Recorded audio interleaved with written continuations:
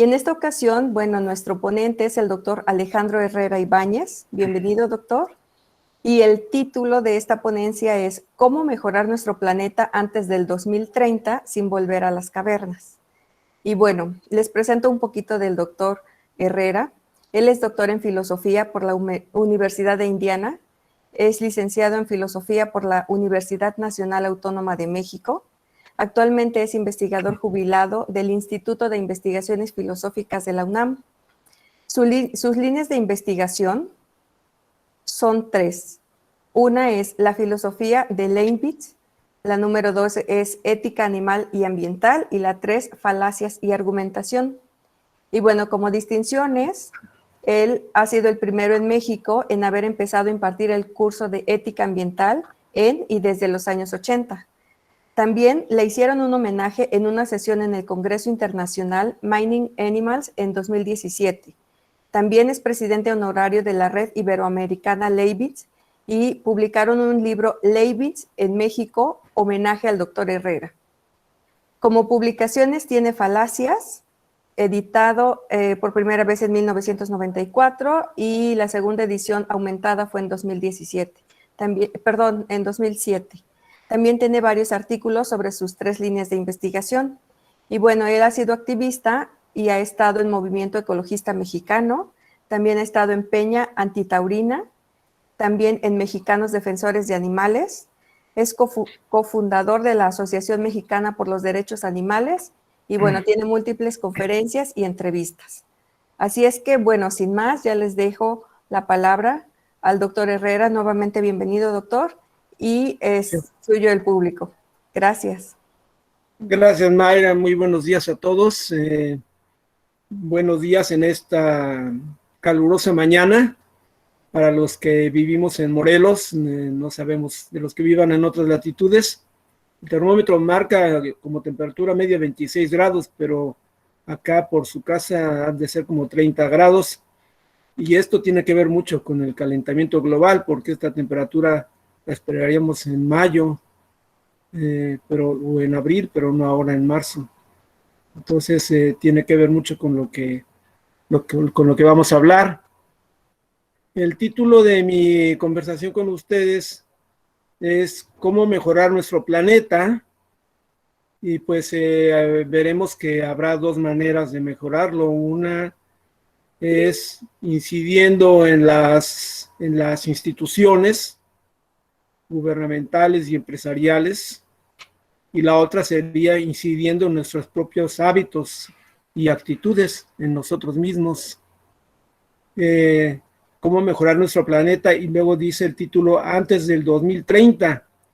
Yo había puesto inicialmente el título Cómo mejorar nuestro planeta antes del 2025, porque yo recuerdo desde el siglo pasado que yo había leído que en el 2025 el petróleo se iba a terminar. Y de hecho hay instituciones que ya se están preparando para cambiar sus formas de uso de energía para el 2025. Sin embargo, pues como siempre en las reuniones internacionales de las que hablaremos un poco, se van aplazando los límites cada vez más allá, y ahora el límite que ha puesto la ONU es el 2030. Por eso cambié el título a ¿Cómo mejorar nuestro planeta antes del 2030? Y sin volver a las cavernas. ¿Por qué sin volver a las cavernas? Porque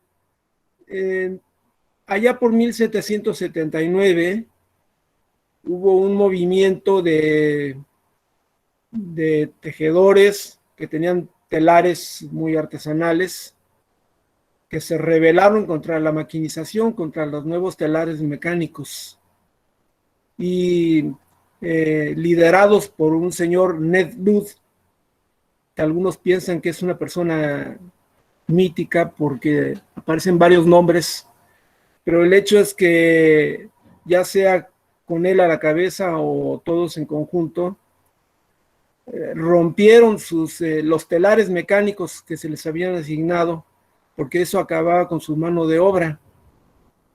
Y esto representaba al mismo tiempo como una rebelión contra la nueva tecnología, ¿Por qué? Porque esa nueva tecnología pues estaba afectando a sus fuentes de producción, a su mano de obra, y ahora no tenemos máquinas estelares, sino tenemos muchas más cosas, pero nos avecinamos quizás a un momento en que la robotización se extienda tanto en el planeta que puede que haya una rebelión también de la mano de obra contra esta robotización.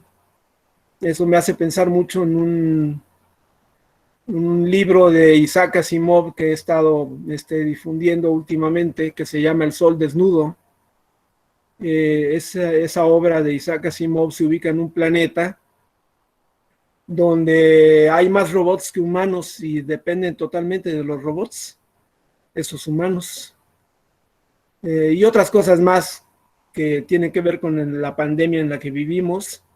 Estas personas viven muy separadas las unas de las otras, a kilómetros de distancia, viven en grandes extensiones de terreno, abandonaron el planeta Tierra, son terrícolas, pero lo abandonaron hace muchos años y tienen asco de acercarse a sí mismos, unos a otros. Ni siquiera alguien puede acercarse a otro a 2 metros porque siente una repulsión espantosa. Sentir el aliento de alguien cerca es algo asqueroso. Y incluso uno de los personajes de la novela, a alguien se le llega a acercar tanto que prefiere suicidarse. Eso es muy interesante porque nos suena muy remoto, pero la pandemia está cambiando a muchos de nuestros hábitos, de nuestras actitudes, y que a la larga pueden introyectarse en nosotros, que aunque hablamos de volver a las reuniones comunitarias y de juntarnos, pues puede que algunos sectores de la población ya se sientan más cómodos, como dice Isaac Asimov, no viéndonos frente a frente, sino visualizándonos en la pantalla como lo estamos haciendo en este momento, y se vuelve ya un hábito que nos sintamos raros cuando estemos frente a alguien físicamente. Esperemos que eso no suceda. Pero Isaac Asimov en muchas cosas ha sido profético. Entonces hay ahí una amenaza también. Y bueno, ese movimiento de los luditas, de Ned Ludd, era esa rebelión contra el maquinismo, que ahora sería otro tipo de rebelión que nos está comiendo y que también afecta pues al trabajo manual, al trabajo directo del trabajador, reemplazado por las máquinas que ya eran robots, pero ahora ya hablamos de robots totalmente. Acabo de leer una noticia de un robot que patrulla las calles de Nueva York en forma de perro. Entonces, en Japón están súper robotizados cada vez más. Son los inicios quizás de un cambio que nos espera y que no quisiéramos que nos transformara tanto, pero no sabemos qué es lo que va a suceder. Pues bien, en este resumen de mi plática yo les decía que desde la primera mitad del siglo XX ya se viene hablando de este asunto por parte de pensadores desde diversas disciplinas de la crisis planetaria, que se ha acelerado desde el desarrollo industrial en el siglo XIX, con las fábricas en Inglaterra, con la aparición del smog o neblumo, yo soy filósofo, pero los filósofos debemos a comprender que esta reflexión es interdisciplinaria, es una reflexión en la que si no participamos todos, todos nos hundimos. Entonces tienen que intervenir o han intervenido políticos, por ejemplo Al Gore, que fue vicepresidente de Estados Unidos, científicos hay muchos. Tenemos en México a Mario Molina, quien tuvo un papel determinante en la lucha contra el deterioro de la capa de ozono, a la doctora Julia Carabias. Tenemos como pioneros de estas reflexiones a la bióloga marina Rachel Carson o Raquel Carson, que fue la que es considerada madre del ecologismo por muchos, quien escribió el famoso libro La Primavera Silenciosa. Se llamaba Primavera Silenciosa porque en algún momento advirtió que la primavera en la que aparecían siempre los pájaros cantando, ya no aparecieron, ya había silencio, no estaban cantando los pájaros, y esto la llevó a reflexionar y a descubrir que los plaguicidas estaban afectando a la naturaleza, y entonces los pájaros estaban siendo afectados. Y luego ella fue muy atacada, pero ella se mantuvo en pie de guerra, defendiendo su posición. Y una de las cosas que se logró fue la prohibición del DDT. Y ahora tenemos otros problemas, por ejemplo, el glifosato, contra el cual se está también luchando. Y también tenemos pues la participación de humanistas. En los humanistas estamos muchos, filósofos, economistas, sociólogos. Entre economistas y sociólogos tenemos en México a Enrique Leff, que ha hablado mucho de una racionalidad ambiental. Y tenemos a Arne Næss, un filósofo noruego, el filósofo noruego más prominente del siglo XX. Déjenme platicarles que Arne Næss primero fue un filósofo analítico y fue influido por Spinoza, tanto como analítico como activista ambiental. En mi instituto hay una tesis de doctorado de Arne Næss en donde él quiso axiomatizar la ética de Spinoza y rigurosamente en símbolos que solo muy pocos pueden entender, emprendió la axiomatización de esta ética. Pero de repente tuvo un giro ético práctico, y entonces aunque él desde pequeño estaba muy ligado a la montaña, fue padre de un alpinista, es sobrino también de gente ligada a la naturaleza, y él escribió la mayor parte de sus libros en una cabaña, en una montaña, y incluso el sistema que él propone lleva el nombre de esa montaña, y propuso lo que se llama ecología profunda. Hablaremos un poco de Arne Næss también. Y bueno, todos ellos a partir de esas reflexiones y de las alertas por el cambio climático, que no es una cosa nueva, se viene hablando de esto desde los 50, se han fomentado múltiples reuniones internacionales, pero tan múltiples, y son múltiples porque se hace una reunión y no se cumplen los objetivos, entonces se hace otra reunión y tampoco se cumplen los objetivos, y se siguen haciendo reuniones así. Por ejemplo, se dio el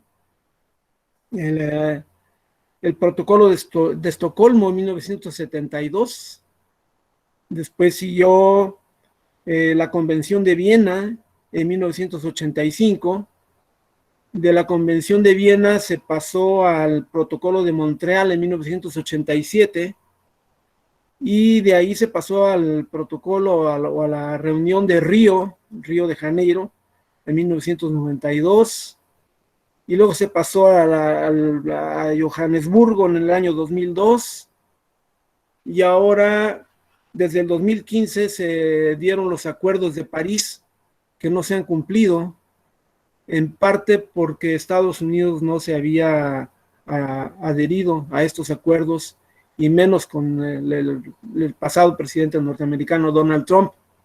Ahora parece que con Joe Biden, el nuevo presidente, hay un regreso a la adhesión a los acuerdos de París, y es muy importante porque los dos países del mundo más contaminantes son Estados Unidos y China. Entonces, sin los esfuerzos de estos dos países, pues sería poco lo que se puede lograr. Pero es importante señalar, entre todos estos protocolos y acuerdos y reuniones, que el protocolo de Montreal es uno de los pocos, o quizá el único exitoso que ha habido, porque fue una respuesta al trabajo de el doctor Molina junto con su colega, el doctor Rowland, quienes señalaron que los clorofluorocarbonos estaban dañando la capa de ozono. Y el trabajo de el doctor Molina, que aquí tengo, es un trabajo publicado en la revista Nature en el 28 de junio del 74. Está escrito en términos sumamente técnicos, pero a partir de eso vinieron reflexiones, porque fue muy convincente el trabajo, y en el 87, como decía yo, en Montreal, se decidió tomar medidas importantes para atacar esto.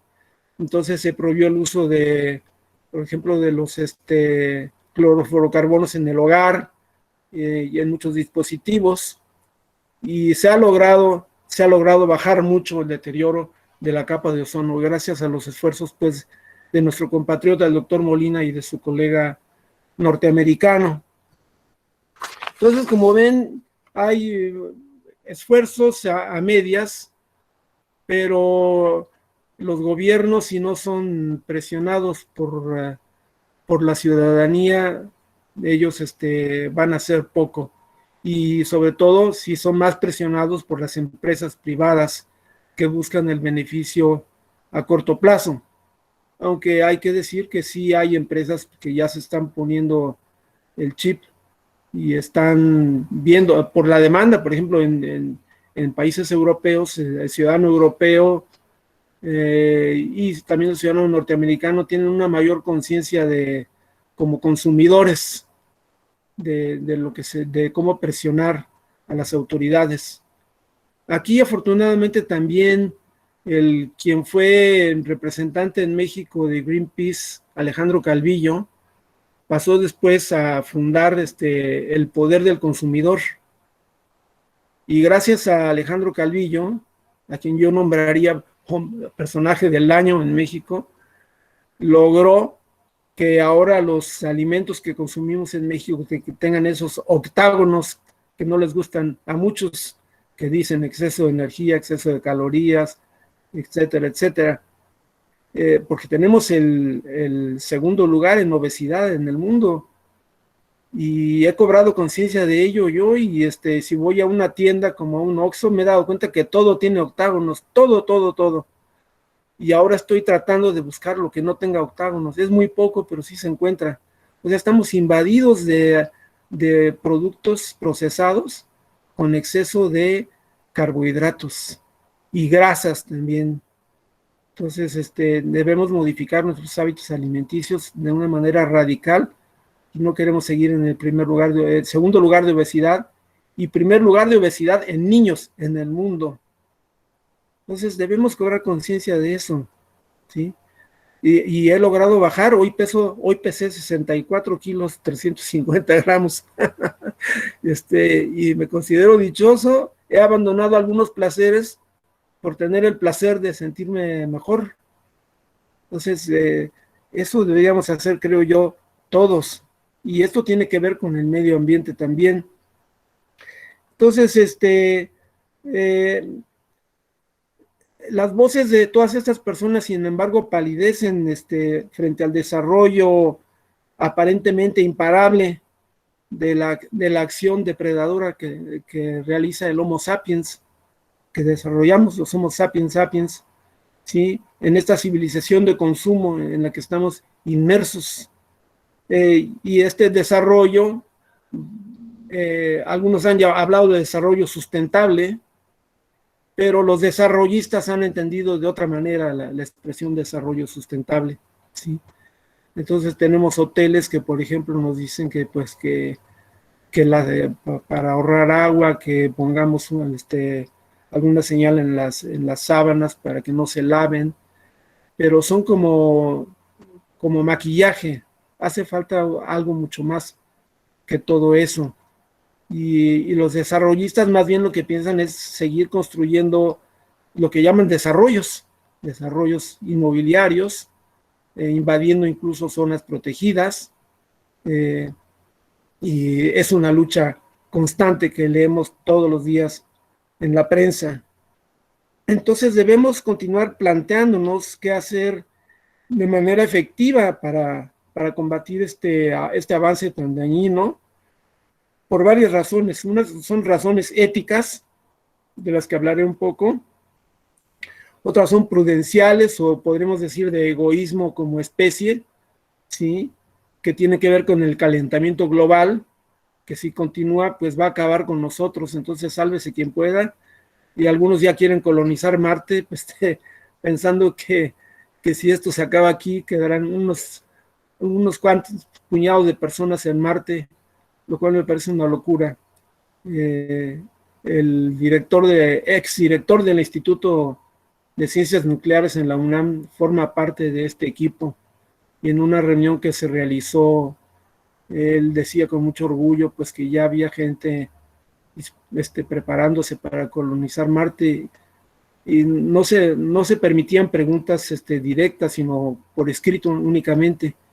Y yo envié una pregunta por escrito, o un comentario por escrito, le dije, la leyeron y dijeron, el comentario decía, no podemos arreglar la Tierra y ya queremos ir a descomponer Marte. Y la gente aplaudió, cosa rarísima, no se aplaudía nunca a las preguntas que se hacían por escrito, y me llamó mucho la atención que la gente aplaudió ese comentario. Y bueno, el doctor dijo, no, acaba de morir lamentablemente este doctor, no, y empezó a dar ahí más ideas tecnológicas sobre la colonización de Marte. O sea, estamos metidos en un tobogán tecnológico aparentemente imparable. Y lo que debemos hacer es presionar a los gobiernos con una idea de un francés, Sergio Latouche, quien acuñó la idea del decrecimiento, ¿sí? No podemos seguir queriendo crecer indefinidamente, sobre todo los países que ya son países desarrollados, se les llama países desarrollados como Estados Unidos y Europa. Entonces ellos no pueden seguir queriendo crecer tanto, porque necesitaríamos 3 planetas equivalentes a la Tierra para sostener ese ritmo de vida. Eso nos dice Serge Latouche. Pero por otro lado, los países menos desarrollados, como México y otros países, pues tenemos el derecho a mejorar nuestro nivel de vida. Entonces tenemos que estar en un nivel intermedio. Si los países desarrollados tienen que detener esa carrera desenfrenada y bajar un poco bajar los niveles de consumo, y nosotros subir nuestro nivel de estándar de vida, pero no tratar de llegar hasta acá, porque no va a ser posible. Entonces tenemos que llegar a un nivel medio de crecimiento, y a eso se le llama el decrecimiento que postula Serge Latouche. Pero eso lo podemos hacer solo presionando a nuestros gobiernos para que actúen eficazmente. Y eso lo podemos hacer y lo debemos hacer, pues, desde nuestro círculo personal más íntimo. ¿Cómo lo podemos hacer? Pues daré algunas ideas que invitarán a que ustedes también las den, ¿sí? Insistiré en propuestas que ya se vienen haciendo desde hace mucho, y cómo combatir la debilidad de nuestra voluntad. Ese es un problema muy difícil. Ya desde Sócrates sabíamos que no basta con ser consciente de que hay que cambiar. Podemos tener saber que el tabaco hace mucho daño y sin embargo seguir fumando. Es decir, hay algo en nuestra voluntad que debemos corregir, porque nuestro intelecto nos dice que algo está mal y sin embargo lo seguimos haciendo. Y a eso los filósofos le llamamos debilidad de la voluntad. Quisiera leerles algunos datos concretos para que tengamos una idea de cómo está la situación en el mundo y en México. Y es de noticias muy recientes. Si ustedes leen los diarios continuamente, antes las noticias sobre el medio ambiente estaban en la última página de un periódico, ahora aparecen en las primeras planas o en los suplementos continuamente. Esta noticia del 27-28 de febrero dice: el calentamiento en México es mayor al promedio global. Es decir, según Jorge Zavala Hidalgo, que es coordinador del Servicio Meteorológico Nacional, nos dice que la temperatura en el territorio nacional ha venido aumentando más rápido que en el resto del planeta. Y que el incremento de esta temperatura, sin embargo, no es homogéneo y está aumentando más en el hemisferio norte, pero en México en concreto estamos aumentando. 80% nos dice del territorio mexicano se enfrenta a alguna condición de sequía, y para los próximos meses se pronostican 20% menos de precipitaciones. Dice que el 55.04% de nuestro territorio registró sequía de moderada a sequía excepcional, y 23.38% se encontraba en condiciones anormalmente secas, por lo que a finales de 2020 solo el 21.58% se encontraba libre de sequía, principalmente al sur y al sureste. O sea, se nos avecina una sequía tremenda. Y esto lo dicen otros especialistas también en otra noticia: la biodiversidad amenazada por la sequía en el país, dicen los especialistas. Otra noticia o comentario es que México es el cuarto productor de PET, ¿sí? De estos plásticos que ahora se está luchando contra ellos, que ojalá esta lucha continúe, pero México es el cuarto productor de envases PET en el mundo, después de Estados Unidos, de China y de toda la Unión Europea. Genera 55 millones de piezas cada año en México. Somos el mayor consumidor de refrescos, y estos vienen en PET, que también contribuyen a la obesidad, los refrescos, ¿sí? Bien, también los alimentos ultraprocesados, las bebidas azucaradas que vienen en envases PET, ¿sí? Entonces, es importantísimo buscar otro tipo de materiales que antes se usaban y ahora ya no se usan. Hace poco vi una película mexicana de los años, qué sé yo, 40 o 50, y me fijé en un dato muy curioso. Uno de los personajes de la película venía saliendo de una tienda y en sus brazos traía una bolsa de papel estraza con lo que había comprado. Y eso ya lo olvidamos. Antes te daban tus productos en papel estraza, no te lo daban en bolsas de plástico. Lo hemos olvidado. ¿Por qué? Por la invasión de los productores de polímeros, ¿sí? Bien. Luego, otro dato. El consumismo en el que estamos inmersos causa 60% de gases de efecto invernadero, según datos de Greenpeace. Entonces, si bajamos nuestro consumo, sobre todo con el tipo de materiales que usamos, pues contribuiremos a bajar el incremento de gases de efecto invernadero. Otra más. Bueno, no, esto no. La contaminación de energías fósiles causa 20% de las muertes en el mundo, dice un estudio. La contaminación de energías fósiles es del petróleo y sus derivados. Otra noticia: por estrés los árboles reducirán su captación de carbono, ¿sí? Según la revista Science Advances, Avances de la Ciencia, mediante la fotosíntesis absorben 25% de emisiones de carbono, pero esta tendencia se podría revertir en 20 o 30 años, ¿sí? Porque los árboles sufren estrés cuando la temperatura ambiental supera los 18 grados y los está superando. Entonces estamos afectando la captación de carbono por parte de los árboles. Y en otra noticia, la ONU pide eliminar los combustibles fósiles. Entonces nos acercamos hacia si se hace caso a la ONU, lo cual no suele ser muy frecuente, Pero, por ejemplo, en Alemania ya se van a prohibir los autos de gasolina dentro de muy pocos años. No recuerdo el año exacto, pero ya se advirtió que los autos van a ser eléctricos. Pero eso traerá otro tipo de reflexiones. Pero nos encontramos en un estado catastrófico, según el informe de la ONU, ¿sí? La ONU recabó una serie de estadísticas que calificó como aterradoras. Entonces, tenemos que estar conscientes de que estamos en la orilla de un abismo. Claro que puede ser que mucha gente piense, eso nos lo vienen diciendo desde hace mucho tiempo, que ahí viene el lobo y ya viene el lobo y el lobo no llega.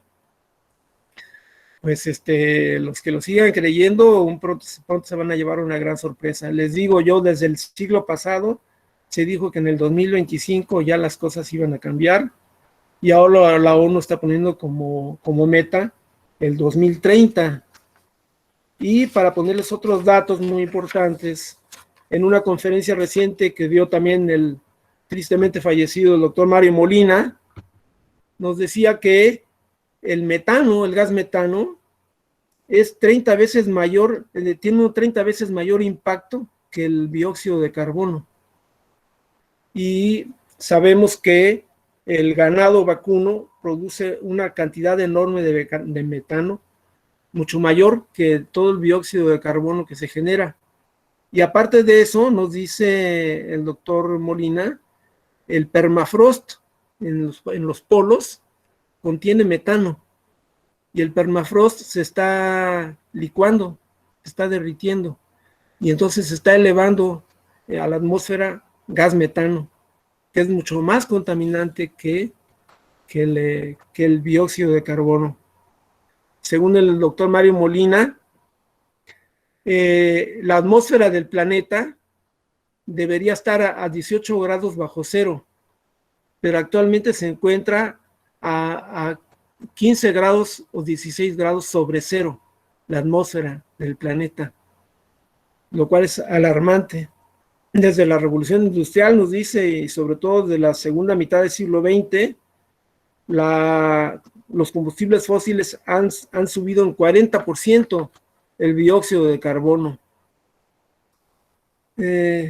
Entonces, hay que buscar fuentes alternas de energía, y se ha hablado mucho pues de la energía solar, la energía eólica.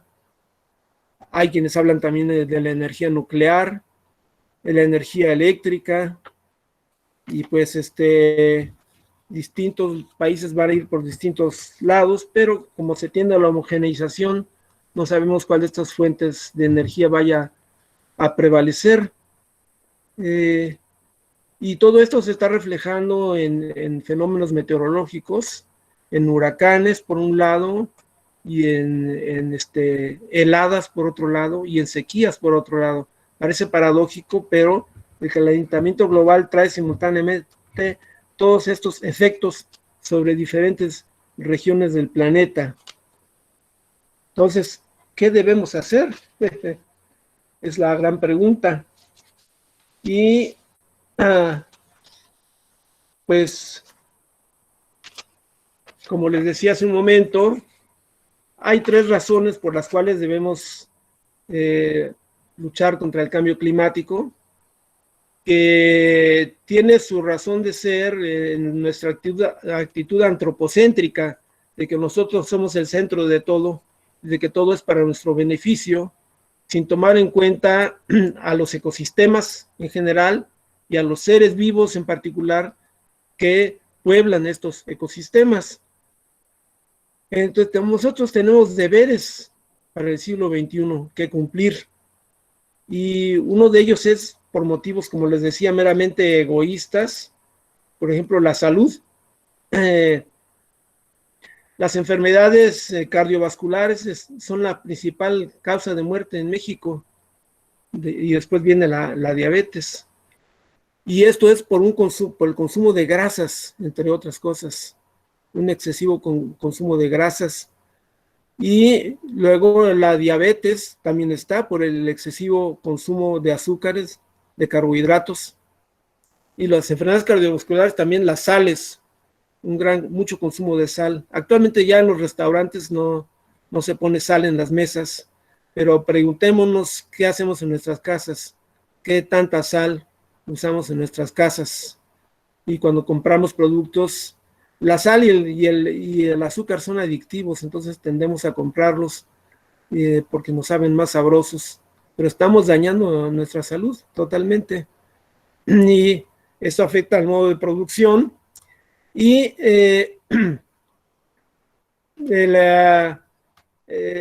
por otro lado, esas son razones de salud, pues el consumo de grasas tiene que ver también con nuestro consumo de carnes altas en grasas.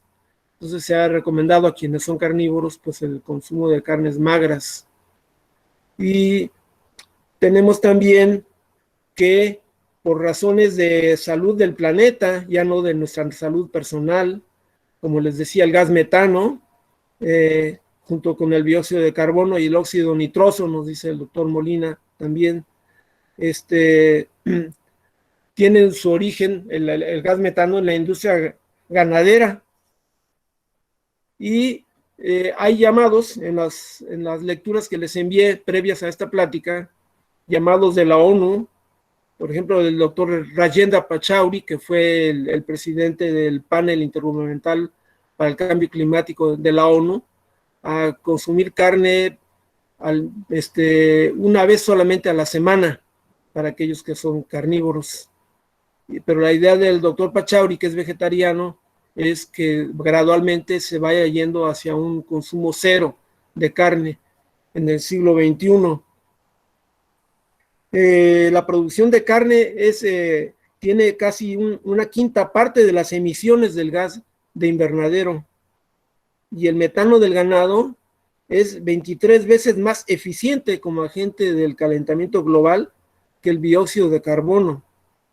Y lamentablemente se teme que el consumo de carne se duplique en el año 2050. Por ejemplo, en China ya se está consumiendo más carne. Entonces, ¿qué hacemos? Una es irse hacia el vegetarianismo o hacia el veganismo, pero entonces hay quienes dicen que hacer eso lleva, de por sí la ganadería extensiva contribuye a la deforestación en el Amazonas, por ejemplo. La McDonald's tiene gran responsabilidad en esto. Pero si en lugar de hacer ganadería extensiva que contribuye a la deforestación, cultivamos soya, que Brasil es el mayor productor de soya en el mundo, pues también contribuye a la deforestación, grandes extensiones de cultivo de soya. ¿Cuál sería la solución? Probablemente sería una agricultura horizontal y no vertical. También en las lecturas que les envié, ahora se habla de carne cultivada. Un investigador del Instituto de Biotecnología de aquí de la UNAM, en el campus Morelos, ha escrito un artículo en la revista Cómo Ves, sobre cómo de una vaca, de una sola vaca, de una célula de una vaca se pueden producir cientos de kilos de carne cultivada, para aquellos que no quieren abandonar la carne. Pero, claro, en este momento un plato de esos cuesta miles de pesos. Pero como todo, con el tiempo, esas cosas se van abaratando. Entonces tenemos que pensar en el llamado del doctor Rajendra Pachauri. Otros datos importantes: la temperatura global promedio para 2016 y 2020, o sea, ya terminó, es la más cálida, tiene 1.11 grados por encima de los periodos 1850 a 1900, ¿sí? Entre 2019 y 2016 y 2019 tuvimos la mayor pérdida de masa de glaciares. Se están derritiendo los glaciares y además se quiere buscar petróleo en ellos. La tasa de calentamiento de los océanos está aumentando desde 1993 y entonces hay olas de calor marinas crecientes, eventos de blanqueamiento de coral a gran escala. El océano ha absorbido entre 20 y 30% del total de emisiones de dióxido de carbono causadas por el hombre desde 1980, produciendo una mayor acidificación del mar. Y para el 2050, el número de personas en riesgo de inundaciones va a aumentar de 1.200 millones a 1.600 millones. Van a empezar a inundarse zonas costeras. Desde principios hasta mediados de la primera década del siglo, 1.900 millones de personas, 27% de la población mundial, vivían en áreas potencialmente con escasez de agua potable. Y se pronostica que el cambio climático aumentará el número de regiones con estrés hídrico, o sea, con falta de agua, y agravará la escasez en regiones que ya lo padecen.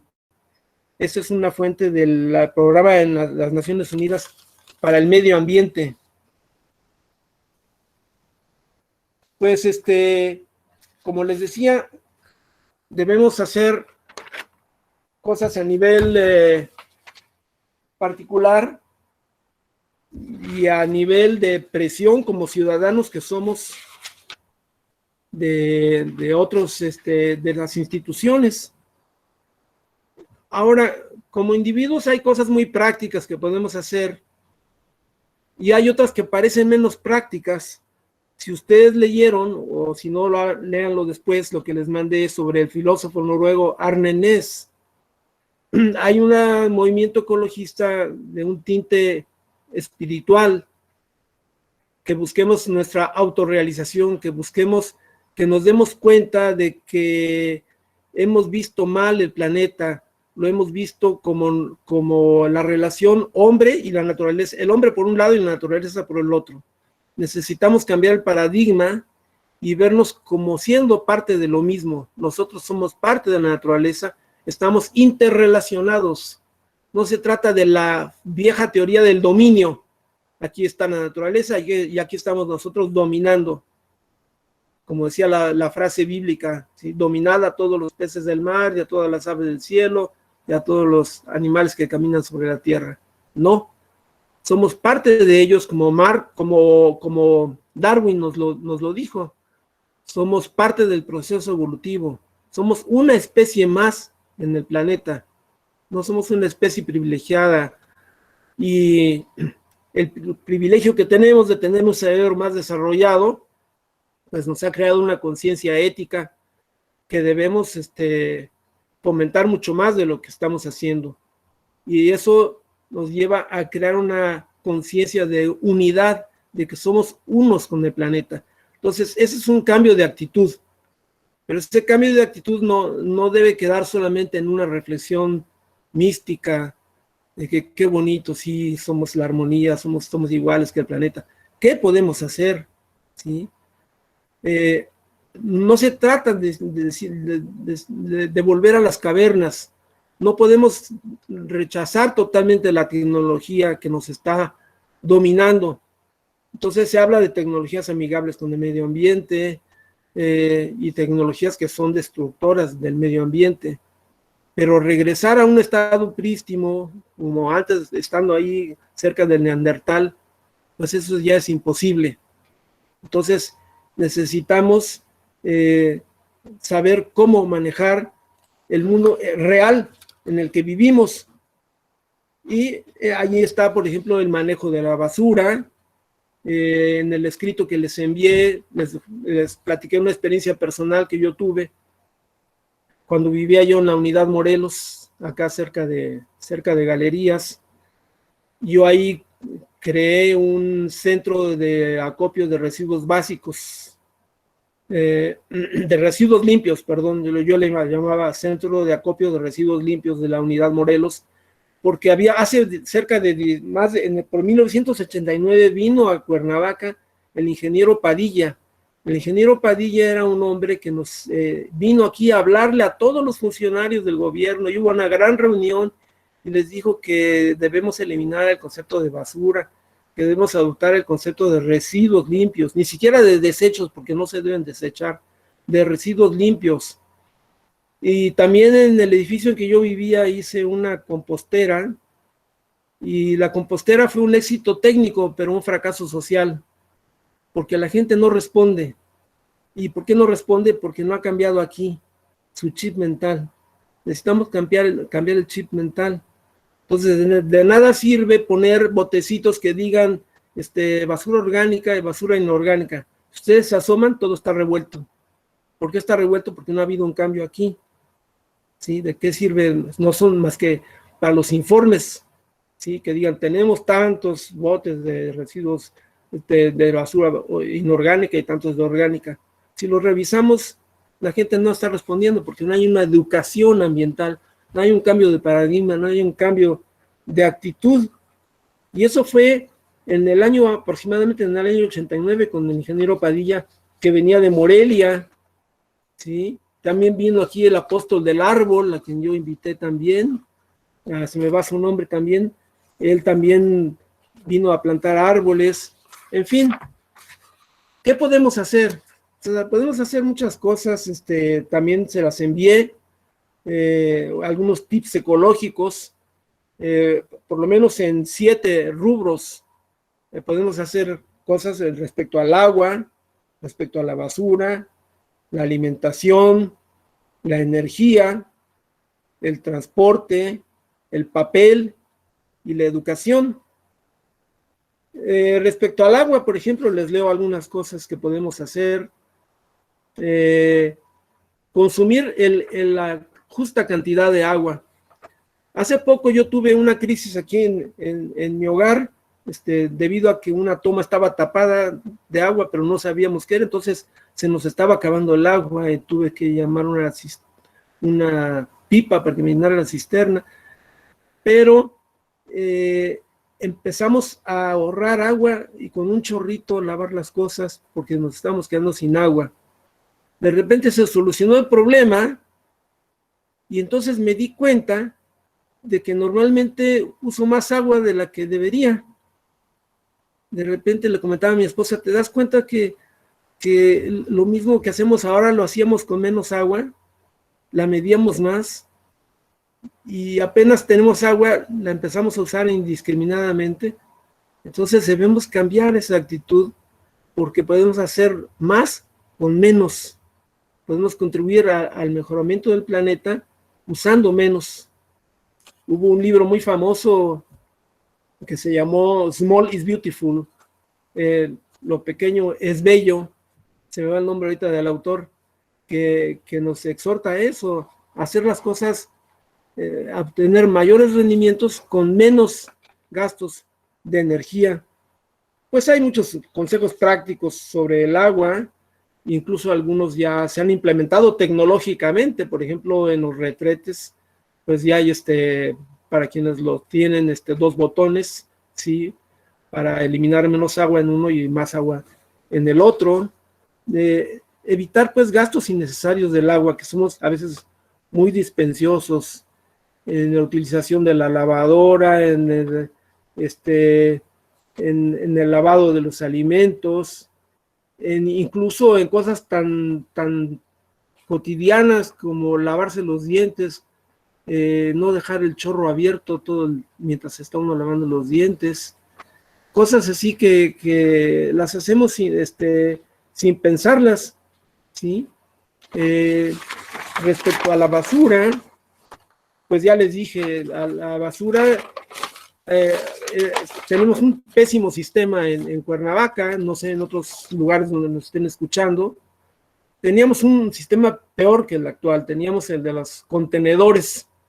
Los contenedores se volvieron montañas de basura, y que generaron un gran problema. Luego vinieron camiones de basura recolectores y uno salía de su hogar y entregaba su bote de basura al empleado y el empleado la echaba en el camión y se iba. Pero pues si uno trabaja, pues y trabaja a la hora en que pasa el camión, pues se le va acumulando la basura y entonces la tira fuera de su casa. Ahora el sistema es que la gente deja la basura en ciertas esquinas, ¿sí? Pero las dejan desde la noche anterior y llegan los perros a revisar, ¿sí? Los perros callejeros, y el problema no se resuelve. Y además no se entrega, sí se entrega basura porque está todo revuelto. Lo que se debería entregar son residuos limpios. Inclusive debería haber centros de acopio de residuos limpios como ese que yo intenté crear por breve tiempo. Y ha habido en Morelos centros de acopio, pero ahora ya nadie habla de esos centros de acopio. Existía uno allá por la Carolina, en una calle a la que nadie llegaba y que ni siquiera estaba en el mapa, solamente para que el gobierno dijera que existía un centro de acopio. Eso no sirve de nada en una ciudad. Entonces, debemos aprender. Yo compré un mueblecito que para ir poniendo en un lugar los plásticos, en otro el metal, en otro cartón y madera, en otros desechos de otro tipo como farmacéuticos, ¿sí? Entonces eran distintos colores, ¿sí? El amarillo era para el papel y cartón, el azul para los plásticos, el blanco para el vidrio, el gris para los metales, el rojo para los desechos sanitarios y el orgánico para composta, ¿sí?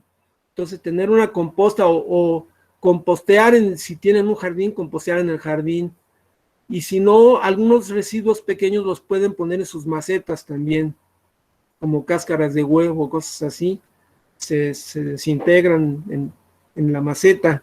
Y el otro es, que ya se está implementando, es el de, como hay ahora una lucha contra los plásticos de un solo uso, pues tener una bolsa del mandado. Las bolsas del mandado antes eran de yute, pero el yute también se acabó en Yucatán, nos lo acabamos. Y entonces ahora son bolsas que simulan ser bolsas de yute, pero son bolsas de plástico. Pero pues al fin y al cabo es una sola bolsa y en ella podemos guardar todo lo que compremos en las tiendas a que vayamos y no estar fomentando el uso de muchas y muchas bolsas de plástico. Entonces nosotros podemos contribuir de esa manera, ¿sí?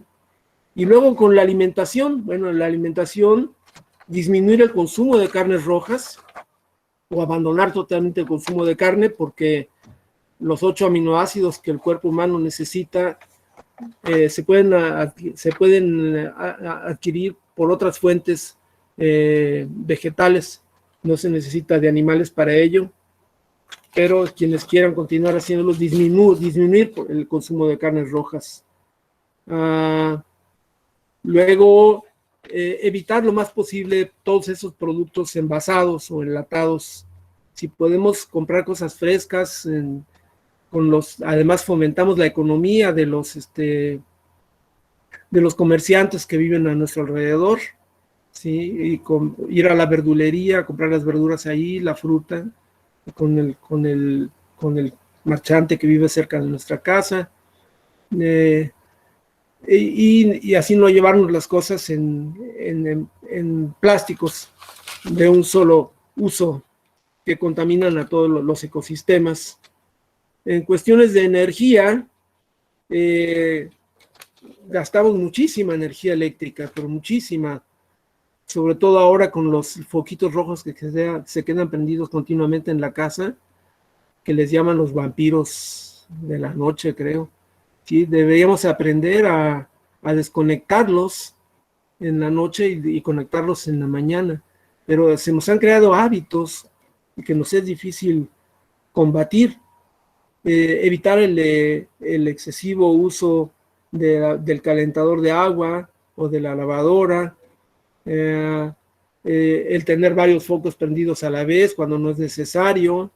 Todo esto lo debemos ir reflexionando para cambiar nuestros hábitos, usar los focos que consumen menos energía, que ya los hay muchos en el mercado, ¿sí? Moderar el consumo de las latas de aluminio, ¿sí? Y evitar todos los productos de PVC que no son reciclables, y seguir las 3 R's que llaman de la ecología, ¿no?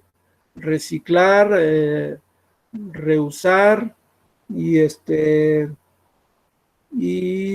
me olvida la otra. Reducir. ¿Cuál? Reducir. reducir el consumo de estos productos o de contribuir a su reciclamiento, enviándolos a centros donde los reciclen, o reutilizarlos las más veces que podamos. Estas son las 3 R's. Gracias, Juan. Entonces, ahora en cuanto al transporte, pues no abusar tanto del uso del automóvil.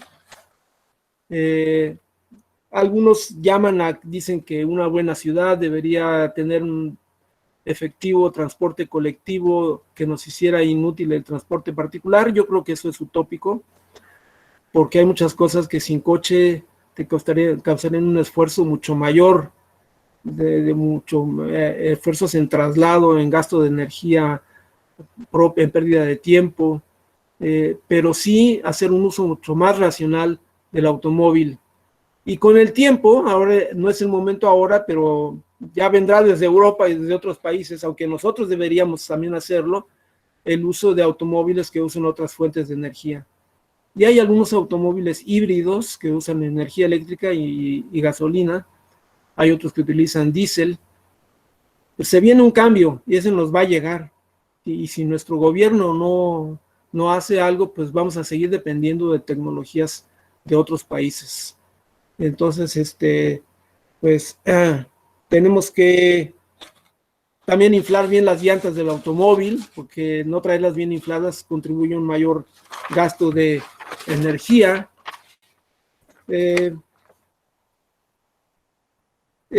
Para aquellos que no recorren largas distancias, el uso de la bicicleta es muy recomendable, ¿sí? Contribuye a su propia salud y a menor contaminación, ¿sí? Reducir el consumo de aire acondicionado siempre que se pueda, y no correr a velocidades excesivas por el simple placer de correr a 110 kilómetros por hora donde no hace falta, que además de ponerse en peligro la vida de otros y la propia, también contribuye a un gasto de energía innecesario.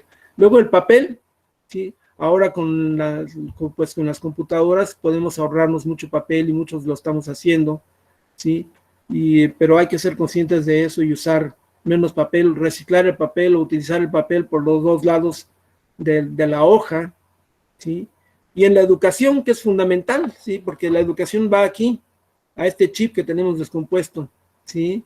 Educarnos como adultos nosotros, autoeducarnos y educar a los jóvenes y a los que vienen detrás de nosotros, a los niños, informarnos, ¿sí? Leer ya sea en las redes sociales o en la prensa o en las noticias, noticias que tengan que ver con el estado del medio ambiente y sobre lo que nosotros podemos hacer.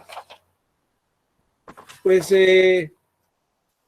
hay una serie de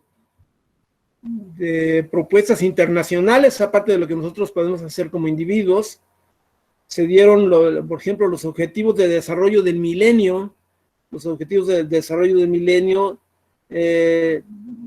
fueron en el año 2000 con la Declaración del Milenio de las Naciones Unidas, que se firmó en septiembre del año 2000, y entre otras cosas, además de luchar contra la pobreza, el hambre, la enfermedad y el analfabetismo, se proponía luchar contra la degradación del medio ambiente y también con la discriminación de la mujer. Y uno de sus 8 objetivos era garantizar la sostenibilidad del medio ambiente. ¿Qué es la sostenibilidad del medio ambiente? Es la famosa idea del desarrollo sustentable, que es satisfacer las necesidades de las generaciones presentes sin comprometer las necesidades de las generaciones futuras. Esa es la redacción, no la letra, pero esa es la idea de desarrollo sustentable o sostenido o sostenible, ¿sí?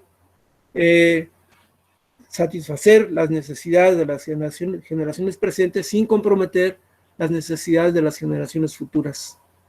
Pero esto se puede entender de un modo desarrollista. Podemos crear grandes desarrollos que satisfagan nuestras necesidades con mucho consumo de energía, ¿sí? Y al mismo tiempo tratar de garantizar que los que vienen también sigan consumiendo en esa misma intensidad la energía. Y eso va a llevar tarde o temprano pues a la catástrofe del planeta. Entonces, hay dos maneras de entender desarrollo sustentable. Hay biólogos que lo siguen defendiendo y hay humanistas que dicen que eso ya no tiene vigencia, esa idea de desarrollo sustentable. Pero tengo la impresión de que hay una ambigüedad en la expresión. Se puede entender de manera desarrollista y entonces es una vacilada al desarrollo sustentable. Pero se puede seguir entendiendo de una manera racional que sí nos lleve, porque no podemos evitar el desarrollo, no podemos volver a las cavernas, insisto, ¿sí?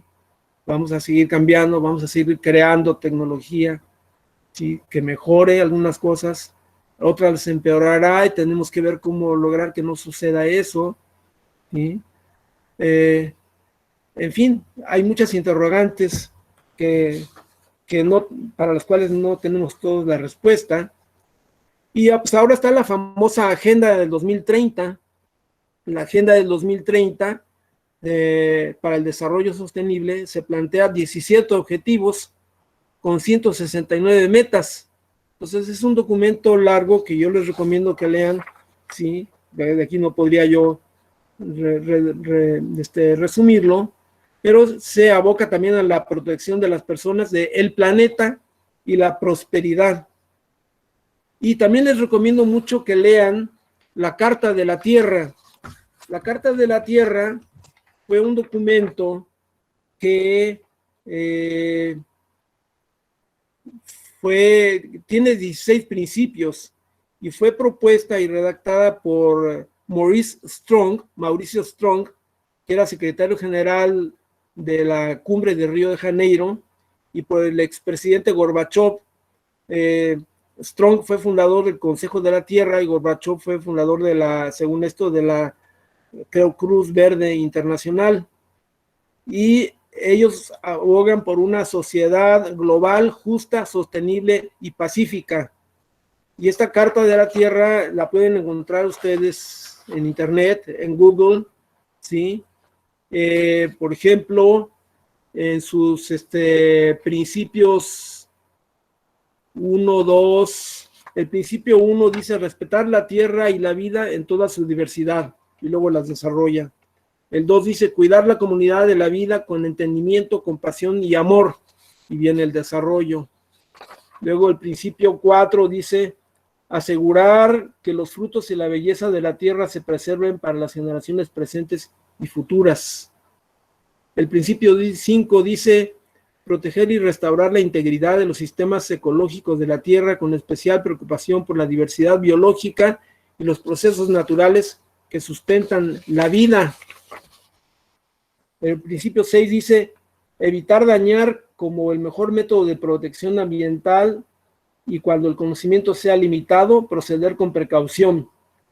El 7 dice adoptar patrones de producción, consumo y reproducción que salvaguarden las capacidades regenerativas de la tierra, los derechos humanos y el bienestar comunitario. Y el 8 dice impulsar el estudio de la sostenibilidad ecológica y promover el intercambio abierto y la extensa aplicación del conocimiento adquirido. Esos 8 principios tienen que ver con el medio ambiente. Luego ya vienen otros principios, por ejemplo, con justicia social y económica y otros rubros. Pero les recomiendo mucho, la pueden bajar e imprimir, esta Carta de la Tierra.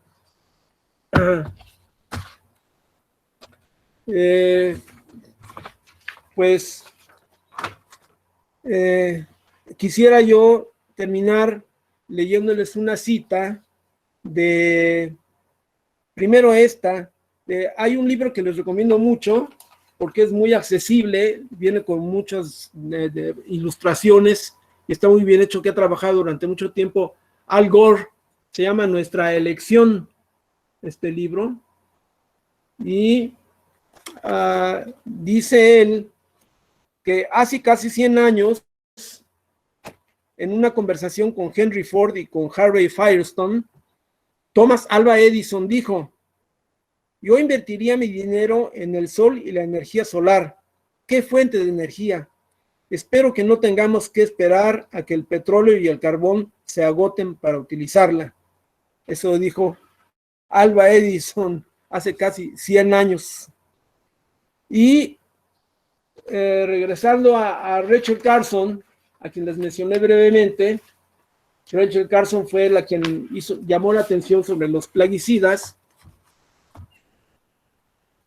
Déjenme encontrárselo rápido. Aquí. En una entrevista.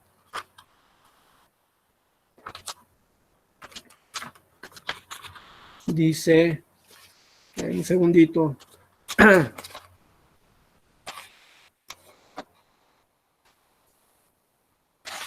Ajá. Dice Rachel Carson, en una entrevista que le hizo a CBS en 1963, seguimos hablando en términos de conquista. O sea, esa es la famosa tesis del dominio, de que somos los dominadores del planeta. Es hablar en términos de conquista. Seguimos hablando en términos de conquista. Aún no hemos madurado lo suficiente para pensar en nosotros mismos como solo una pequeña parte de un vasto e increíble universo. Y añadía lo siguiente: tenemos el reto como nunca antes lo ha tenido la humanidad, y eso lo dijo en los 60, tenemos el reto como nunca antes lo ha tenido la humanidad, de probar nuestra madurez y de probar nuestro dominio, no de la naturaleza, sino de nosotros mismos.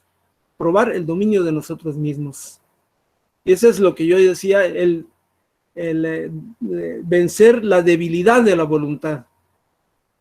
Vencerla. Yo no tengo la respuesta de cómo hacer para luchar contra la debilidad de la voluntad. Si ese abismo que hay entre la inteligencia y la voluntad. Sabemos que las cosas van mal, pero seguimos igual. Sabemos que nos estamos muriendo, pero seguimos igual. Sabemos que estamos deteriorando todo, pero seguimos igual.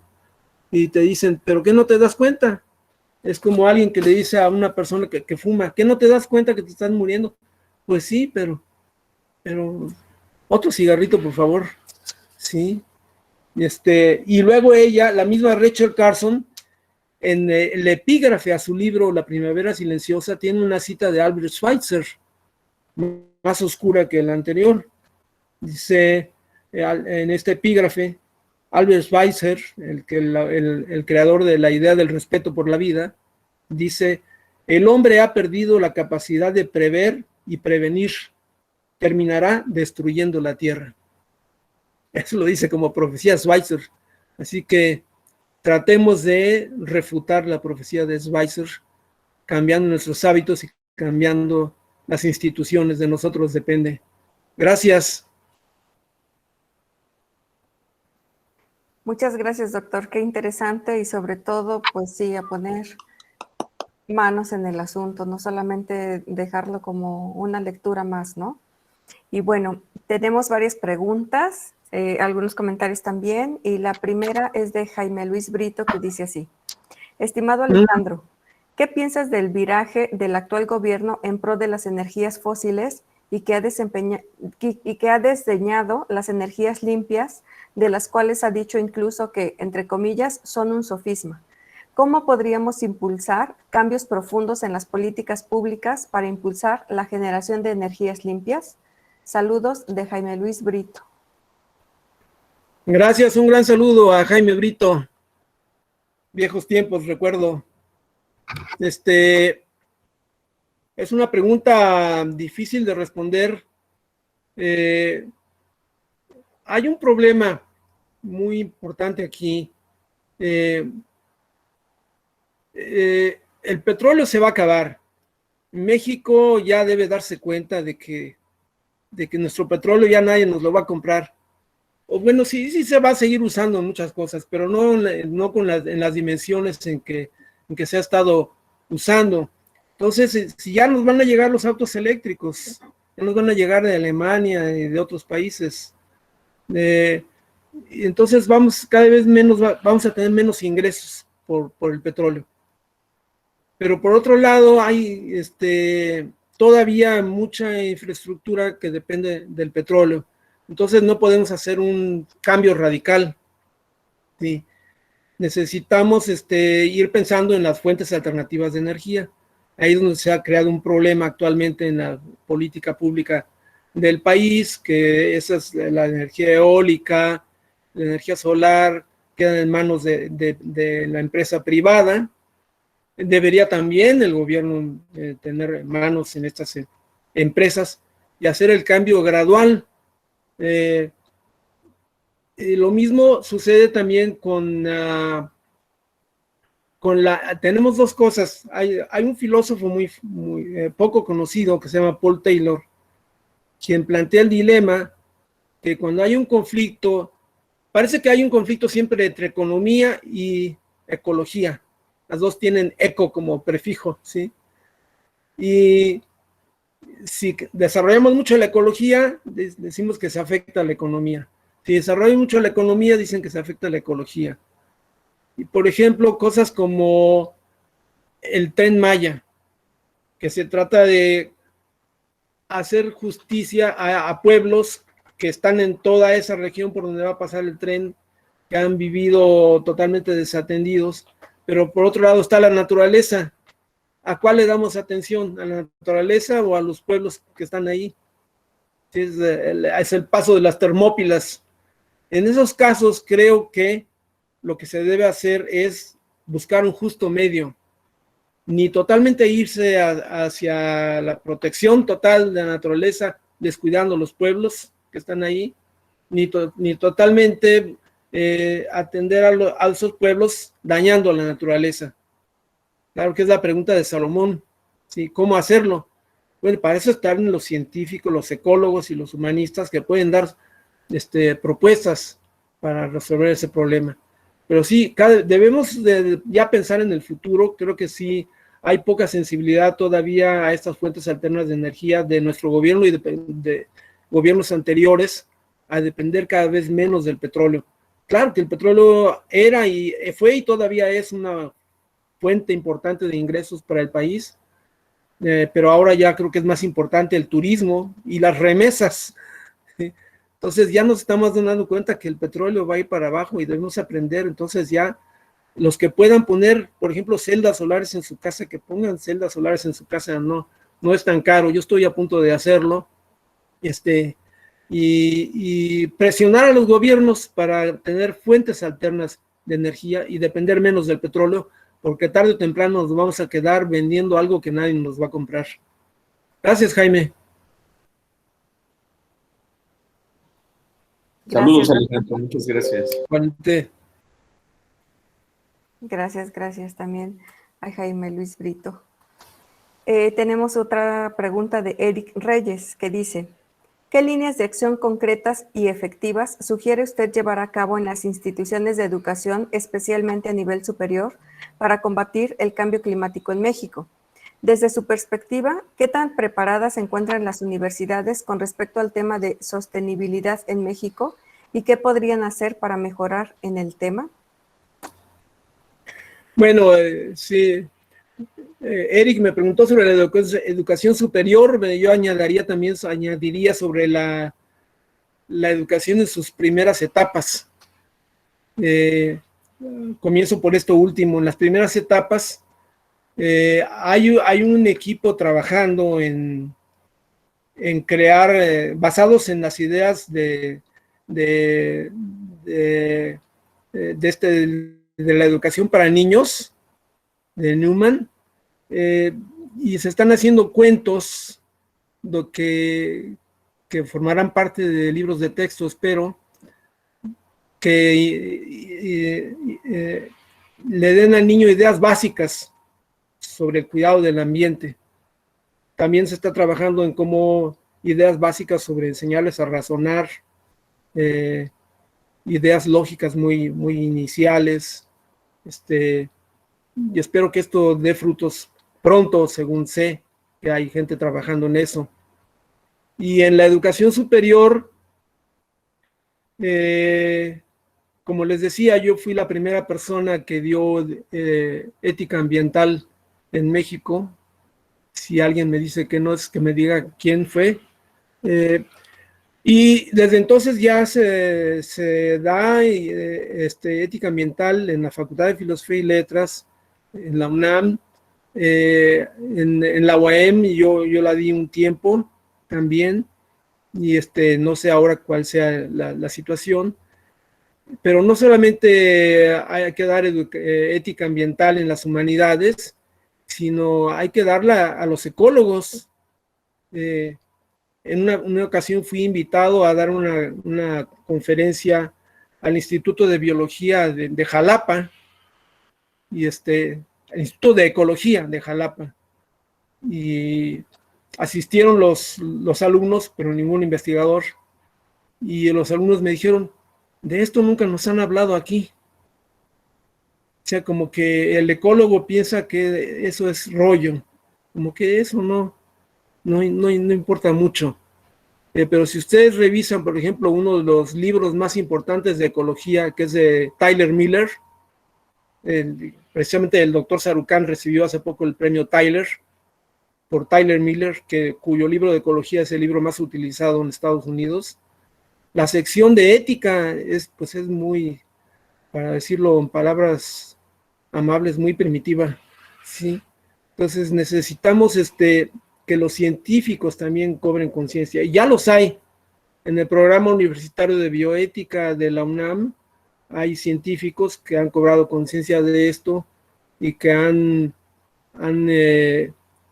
promovido reuniones, conferencias, diplomados sobre problemas ambientales con sesgo filosófico también, pero sí hace falta mucho más, y creo que así como la lógica debería ser una disciplina transversal en todas las carreras, el cuidado del ambiente en la situación en que nos encontramos debería ser también una disciplina transversal en todas las carreras, pero falta mucho por hacer.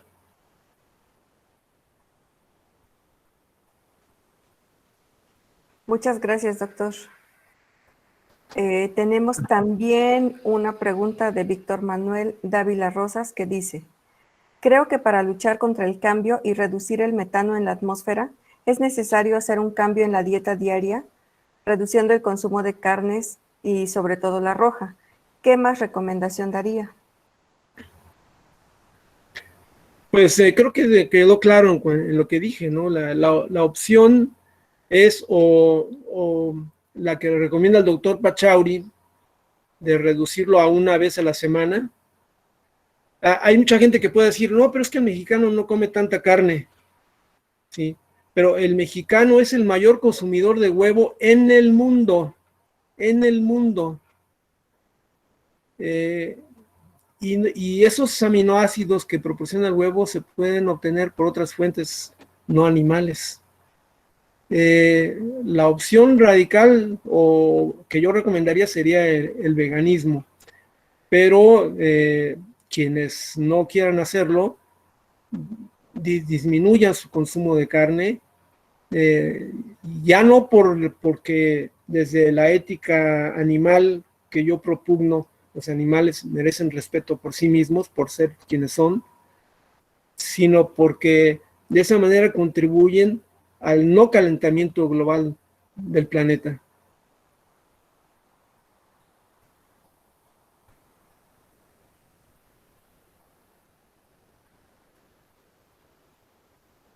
Bien, doctor, muchas gracias. Tenemos también una pregunta del doctor Juan González que dice, la voracidad humana no parece tener límites y como dice el doctor Chomsky y muchos otros pensadores, parece que no entenderemos el problema hasta tener el agua al cuello, es decir, siendo ya demasiado tarde. Pregunta, como propuesta de solución, ¿podríamos pensar en un cambio cognitivo radical de los individuos para cambiar su conducta y su visión global?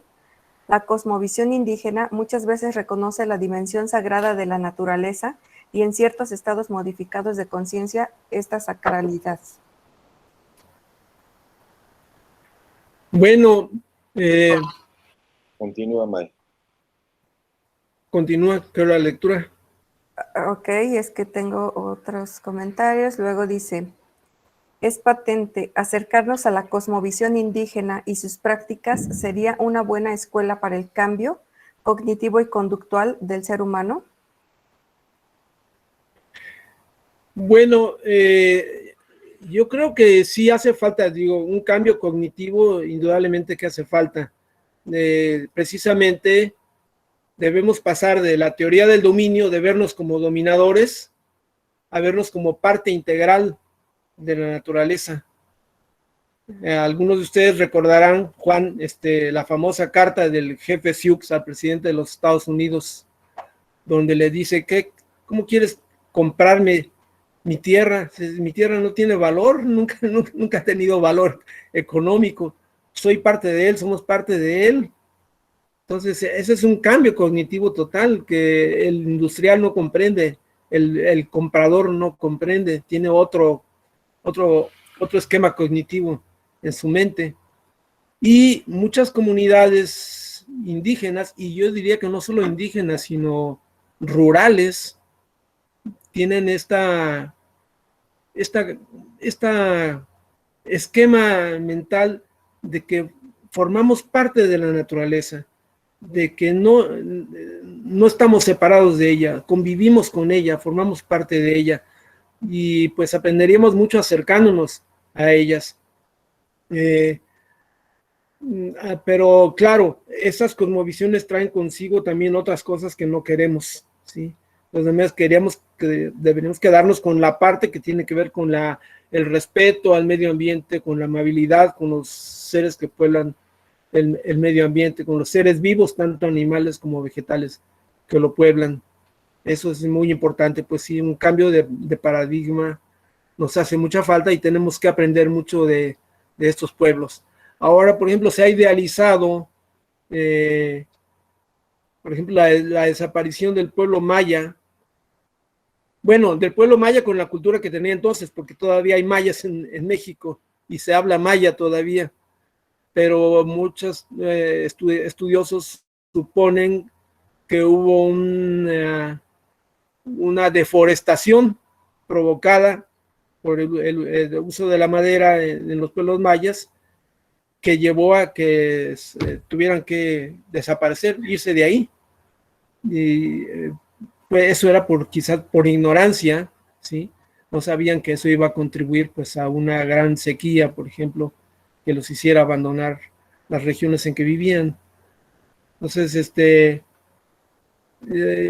creo que tomando en cuenta las cosmovisiones positivas de los pueblos indígenas con el medio ambiente, pues es algo que debemos tener presente. Pero no no si podemos cambiar el esquema con todas las reflexiones que tenemos a la mano, cambiar el paradigma del dominio por el paradigma de la interrelación, ¿sí? Es lo que propone Arne Ness también. Pero claro, sí, creo que los pueblos indígenas que consideran sagrado, el término sagrado a mí como que me produce un poco de resquemor, pero si por sagrado se entiende un gran respeto a los seres vivos y a la naturaleza, estaría de acuerdo. Muchas gracias, doctor. También comenta el doctor González, cuando los huicholes tienen que acarrear el agua en cubetas por más de 500 metros, uno de verdad toma conciencia sobre el uso eficiente del agua. Así es. Claro, claro, desde luego. Sí, y nos acercamos a una crisis del agua tremenda, ¿eh? Las guerras del agua, ya se habla de ello. Y Morelos ya no es el paraíso donde hay agua para todos. Entonces no hay que ser dispendiosos con el agua. Hace muchos años, en un congreso que estuve en Yucatán, un científico mexicano dijo, en Cuernavaca ya no hay agua, ya se viene una crisis del agua, pero eso fue hace como 20 años, ¿sí? Quizás estaba haciendo una profecía, pero la ciudad de las albercas, ya no hay tal ciudad de las albercas. Cuando yo llegué a Cuernavaca en el 88, todavía se veía agua corriendo por las calles, porque la gente estaba vaciando y limpiando sus albercas. Esto ya pasó a la prehistoria de Cuernavaca. Entonces ya hay que ser muy conscientes de eso. Es cierto. Gracias. Tenemos también un comentario de Alicia Quevedo Maldonado que dice, También está el problema de los lixiviados que liberan los recolectores cuando comprimen la basura. Son focos importantes de infección.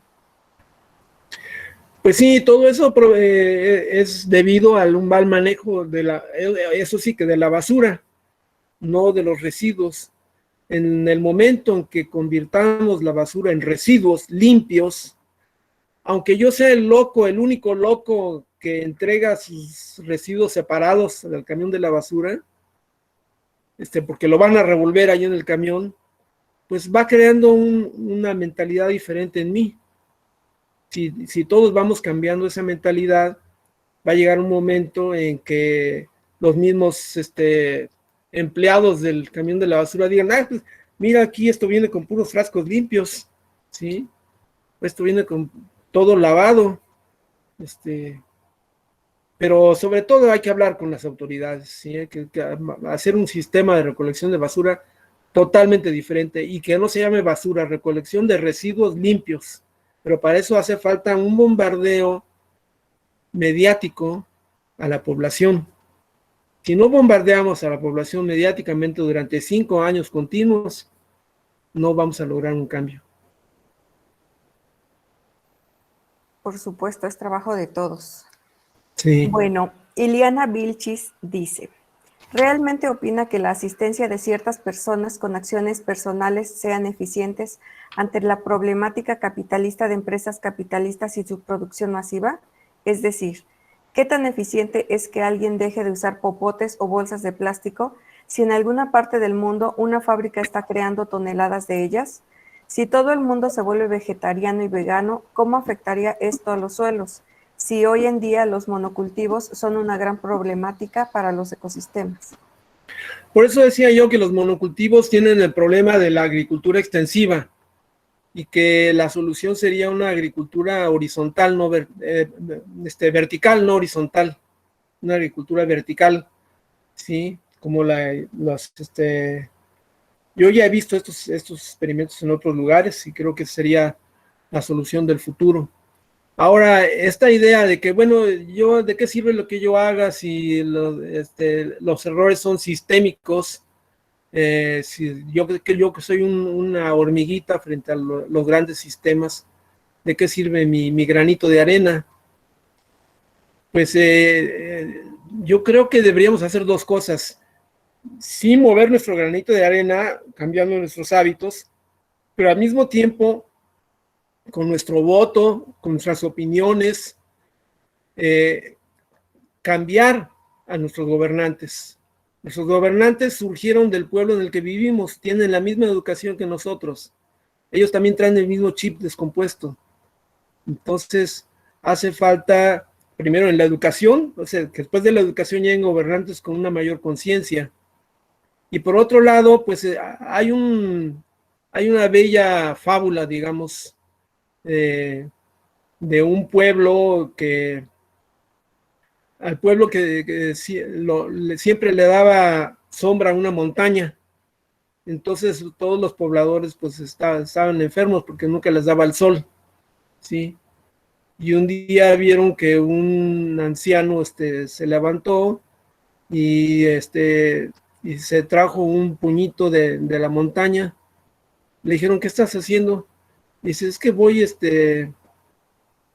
voy a eliminar, a quitar la sombra que nos está dando la montaña. Pero estás loco, ¿cuándo vas a terminar? Dijo, bueno, pues alguien tiene que comenzar y yo voy a comenzar. Si todos pensáramos igual, ya sería un gran cambio. Completamente de acuerdo. Bueno, tenemos ahora una pregunta de Lucrecia Díaz, que dice, buenas tardes a todos. Doctor Alejandro Herrera, ¿qué opina de los objetivos del desarrollo sostenible de la Agenda 2030? ¿Son viables para México en el corto, mediano o largo plazo? Lucrecia Díaz, región oriente de la UAM. Sí, yo creo que todos esos objetivos son buenos para el mundo y para México, por consiguiente, ¿sí? Tenemos que luchar todos juntos, vamos en el mismo tren, como decía Buckminster Fuller, un arquitecto norteamericano que creó la metáfora de la nave tierra, ¿sí? Todos vamos en la misma nave, ¿sí? Vamos, todos los países vamos en la misma nave, la naturaleza va con nosotros en la misma nave, los animales van con nosotros en la misma nave. Tener ese sentido comunitario, no solo regional, nacional, sino también internacional y global. Necesitamos todo eso, ¿sí? Como dice el famoso lema, ¿no? Piensa globalmente y actúa localmente. Creo que esa es una frase que acuñó, si no me equivoco, Aldo Leopold. No, Aldo Leopold tiene otra frase, piensa como una montaña, dice. Claro, alguien decía, las montañas no piensan, ¿no? Bueno, es una metáfora, ¿sí? Ponte en el papel del otro, ¿sí? Ponte en el papel del otro animado o inanimado y trata de comprender, cooperar a su desarrollo propio de su naturaleza. Y esto lleva también a la idea de la empatía. La empatía es ponerse en los zapatos del otro y entonces actuar en consecuencia, como si yo fuera ese otro. Algunos hablan aquí de la otredad, ¿no? Tener en cuenta la otredad de seres diferentes de nosotros, ya sean animados o inanimados.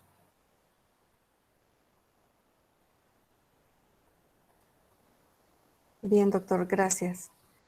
Rebeca Páez, bueno, también hace una pregunta que ya habíamos contestado. Dice, ¿de qué forma se puede concientizar y lograr a nivel mundial que la gente solo consuma carne una vez a la semana? No se puede obligar a nadie, ¿sí? Simplemente hay que insistir o ponerlo en términos muy gráficos, ¿no? De las consecuencias que se vienen por el aumento del gas metano en la atmósfera del planeta. Sí, buscar las imágenes hablan más que 1000 palabras. Si gente experta en ciencias de la comunicación logra ponernos imágenes de lo que puede suceder si seguimos permitiendo la emisión de gas metano a la atmósfera, de sus consecuencias en la salud de los seres vivos, pues lograremos que la gente empezara a cambiar. Pero como digo, mucha gente, el carnivorismo está muy acendrado en nosotros, como especie, pues entonces hay que buscar un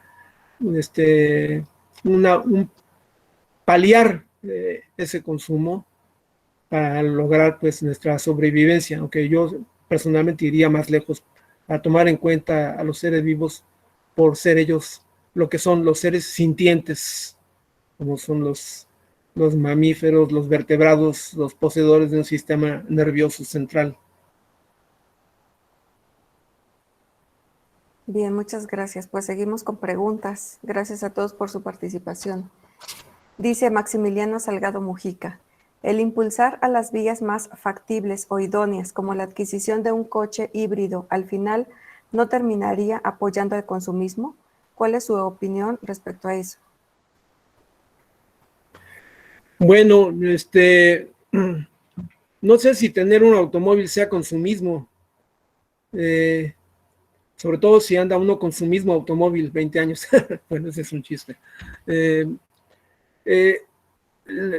El sistema de transporte colectivo, por muy bueno que sea, no logra sustituir el uso del automóvil. Traten ustedes de hacer un día sin automóvil. Si no traen automóvil, tendrían que tomar un taxi, pues ya es automóvil, o tomar una ruta, ¿sí? Comprar sus cosas, pero de ahí tienen que ir a otro lugar aparte, entonces tienen que ir cargando todas las cosas que compraron, tienen a ese otro lugar, o ir primero a ese lugar y luego a las compras, y luego cargarlas, y luego tenían que ir a visitar a alguien, pero ya compraron todas esas cosas. Es decir, se crean muchas complicaciones. No se trata de acabar con el automóvil, sino se trata de hacer un uso racional de él, de moderar su uso. pero yo no lo consideraría consumismo, aunque tampoco hay que hacer de las ciudades paraísos para el automóvil. Hay otras ciudades que no son paraíso del automóvil. Y aquí entre nosotros el peatón el automóvil tiene prioridad sobre el peatón, cuando en otros países es lo inverso totalmente. Entonces, sí nos hace falta mucho cambio en ese sentido. Y el automóvil híbrido es un instrumento transicional, ¿sí?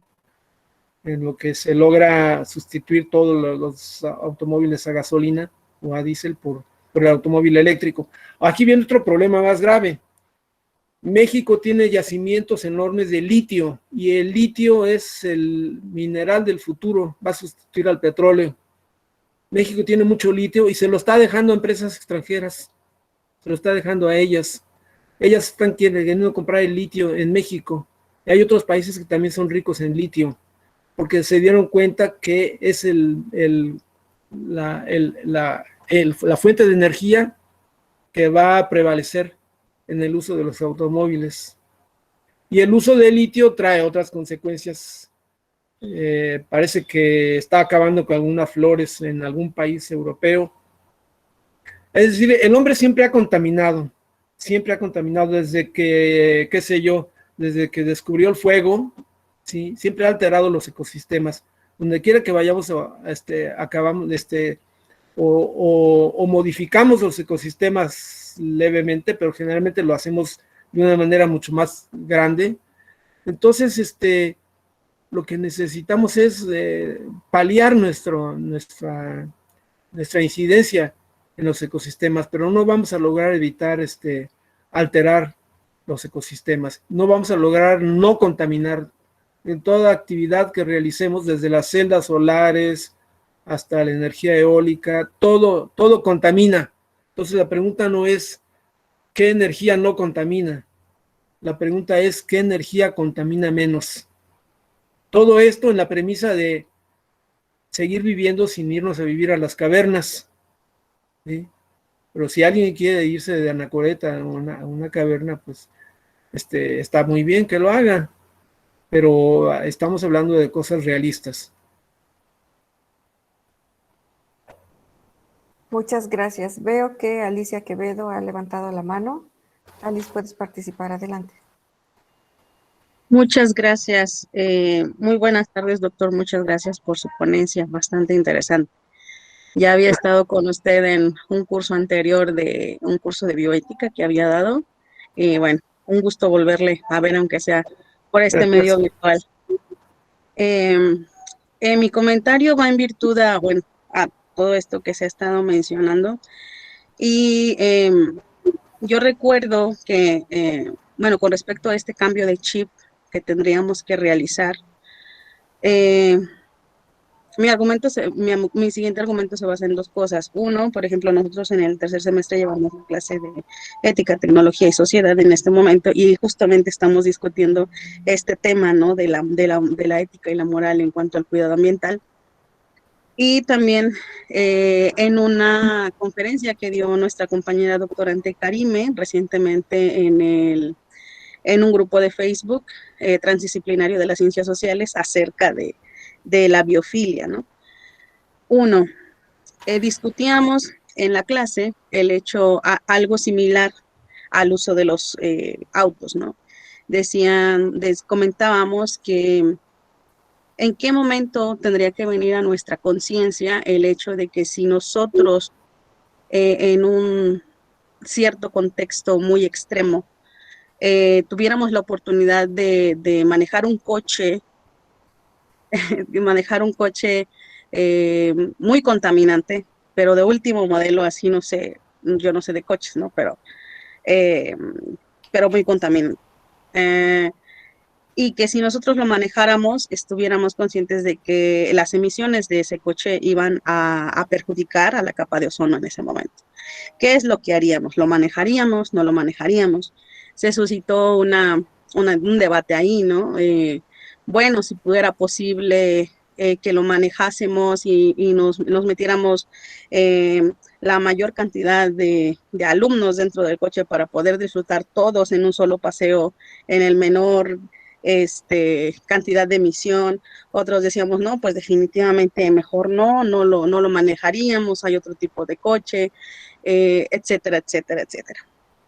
Al final, me vino a la mente ahora lo de la conferencia de nuestra compañera Karime, que ella en su conferencia estaba, Karime Díaz, es doctorante de aquí sí, la conozco. del centro. Ajá. Ella daba en su conferencia, en su plática, un ejemplo que se me quedó muy plasmado en mi cabecita, de cierto lugar en el que se estaba haciendo educación ambiental con las personas del lugar, en el cual me parece, creo que había, se estaba contaminando un lago, un río, algo por el estilo, y pues la gente no era consciente de las consecuencias que en su salud repercutía el hecho de que ese río estuviera contaminado. Entonces, las personas que fueron a esa comunidad fueron a hacer educación ambiental, a quererles explicar así y así, mira, hay que hacer brigadas, ¿no? Para limpiar el río, bla, bla, bla, bla. Pero la gente no escuchaba. Pero en ese momento que yo recuerdo de la plática de Karime, decía que se dieron cuenta que estaban enfocándose en las personas equivocadas, que deberían de enfocarse en las personas en ese momento, que eran las mamás de esa comunidad. ¿Por qué? Porque entraron por el hecho de la salud de los niños. En esa comunidad había muchas enfermedades estomacales, porque ellos utilizaban el agua, ¿sí? Entonces fueron y enfocaron su atención en educar a las madres, diciéndolos, mira, si no se limpia este río, si no hacemos algo, tus hijos se van a seguir enfermando, bla, bla, bla. A lo que voy es que en este cambio de chip mental, creo que el ser humano, no quiero generalizar, pero es lo que yo he observado, que creo que es que cuando estamos en el borde, ¿sí? Es decir, cuando las consecuencias de nuestros actos, o nos damos cuenta que las consecuencias de nuestros actos de verdad nos impactan, por ejemplo, en esta sociedad, en esta comunidad, en la salud de los niños impactaba, ¿sí? Y quizás no lo relacionaban con el río, pero ya con la educación y viendo los hechos que efectivamente en la salud impacta, creo que es cuando nosotros podemos decir, oh, es verdad. Si yo, como decía usted, como hormiguita única, voy y recojo la mayor cantidad de basura del río, creo que voy a estar contribuyendo en algo. Y así creo que si yo contagio ¿cómo se dice? Válgame la expresión, contagio con mi conocimiento, con mi intención a mi vecino, pues ya van a ser dos hormiguitas recogiendo basura, ¿no? Y así en todo este contexto. Creo que este cambio de chip, uno, es por ahí, por el hecho de que no somos conscientes todavía en nuestra salud, en nuestro ambiente muy, muy cercano, de las consecuencias que hay acerca del cuidado que no hemos tenido en nuestro ambiente, acerca de las actividades, de las 3 R's que deberíamos de estar siguiendo. Pero este cambio de chip sí tendría que ser en esta generación, que ya afortunadamente pues ya hay mucho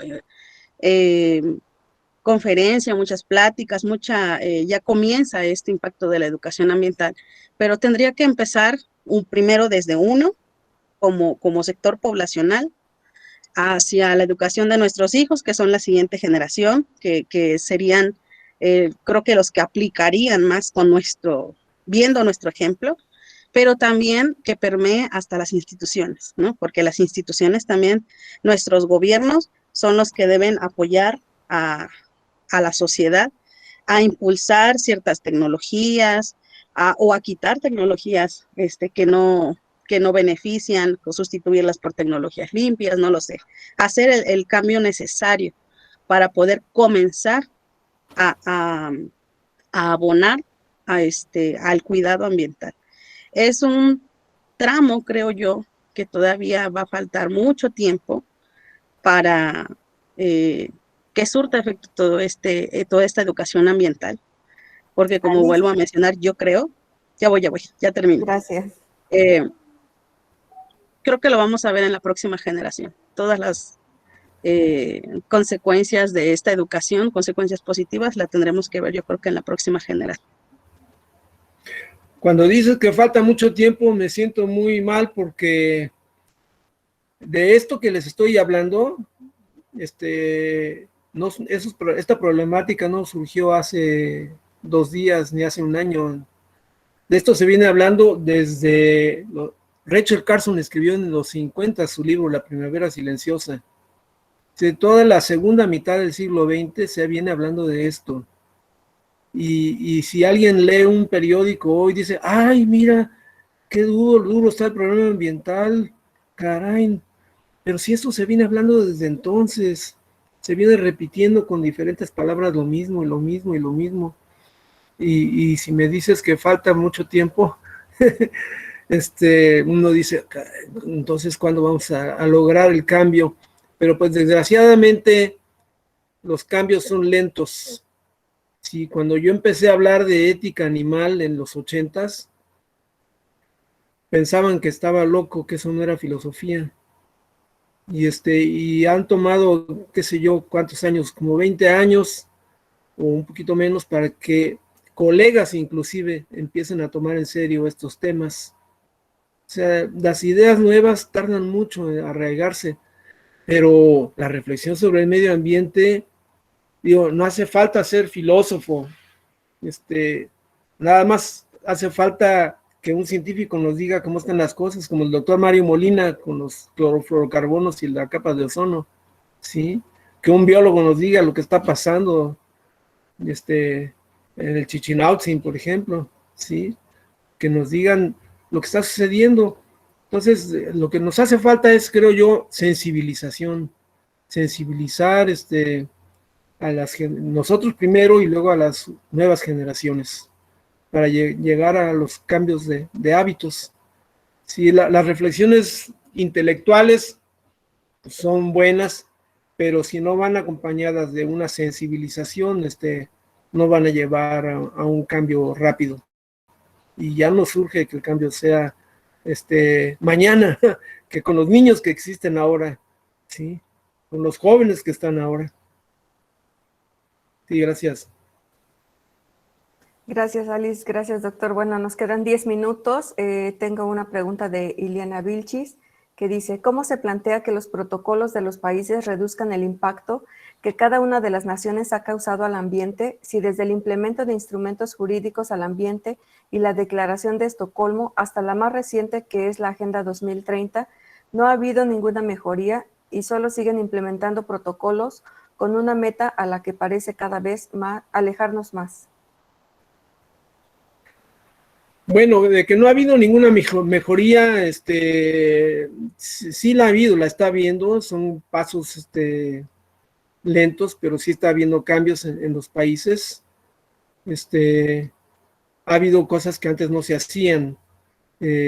Por ejemplo, el automóvil eléctrico, las energías alternas en otros países ya se están implementando, pero todo esto es gradual, pues no podemos esperar un cambio de la noche a la mañana.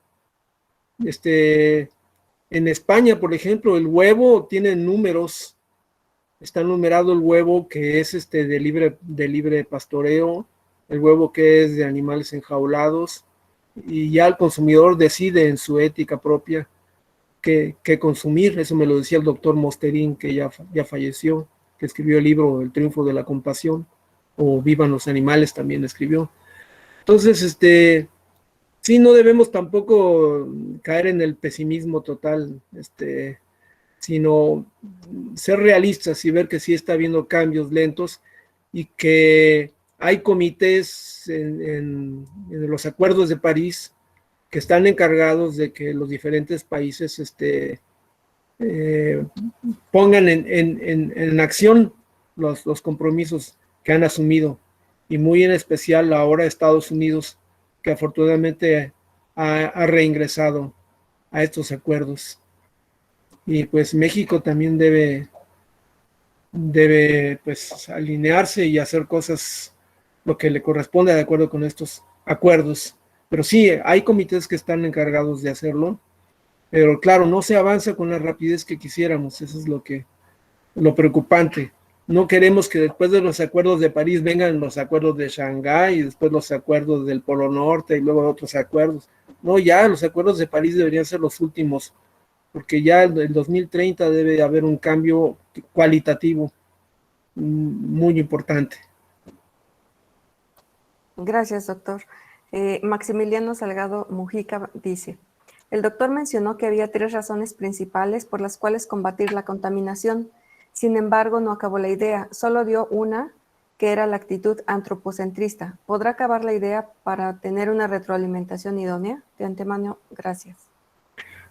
A ver, Maximiliano, no, sí las di. Las 3 razones son las raíces del antropocentrismo, pero las 3 razones son de salud, ecológica y ética, ¿sí? Las razones de salud son el incremento de las enfermedades cardiovasculares por el consumo excesivo de grasa animal, ¿sí? Y lo cual lleva a la generación de metano, ¿sí? Las razones ecológicas son también por el deterioro del medio ambiente, por también el gas metano que se origina con la ganadería extensiva y con el permafrost del polo norte, de los polos, ¿sí? Sobre todo del polo norte. Entonces, y la tercera, el tercero es la ética, de la que he hablado menos, he tratado de ser más práctico y menos teórico. La razón ética es que debemos dar igual consideración moral a todos los seres vivos por ser lo que son seres vivos. No solamente los seres sintientes, como quería Peter Singer, o los seres semipensantes, como quería Tom Regan, sino todos aquellos seres vivos que por ser vivos buscan la prolongación de su existencia, la conservación de su integridad. Desde el chimpancé más inteligente del planeta hasta la más ínfima cucaracha que ande por nuestra casa. Es decir, todos merecen un respeto. Claro, aquí se plantean problemas que no voy a abordar en este momento, pero una actitud inicial de respeto a todo lo que está vivo, no solamente lo que tiene un sistema nervioso central o un sistema nervioso periférico, sino también inclusive a las plantas, y no solamente a las plantas. Claro, son distintos tipos de respeto, porque plantas sí comemos, animales no deberíamos, en mi opinión, comerlos, sino respeto a los hábitats de todos nosotros, o sea, los ecosistemas. Entonces son 3 razones: de salud, ecológicas y éticas. A eso es lo que dije, por si no había quedado claro. Muchas gracias. Tenemos un comentario una pregunta de Nay Spin. Dice, un gran foco rojo en estos tiempos es la ropa. ¿Qué podemos hacer respecto a ello? Supongo que se refiere a la fabricación masiva de ropa y que se desecha muy fácilmente, incluso siendo útil todavía, ¿no? No entiendo muy bien el comentario, pero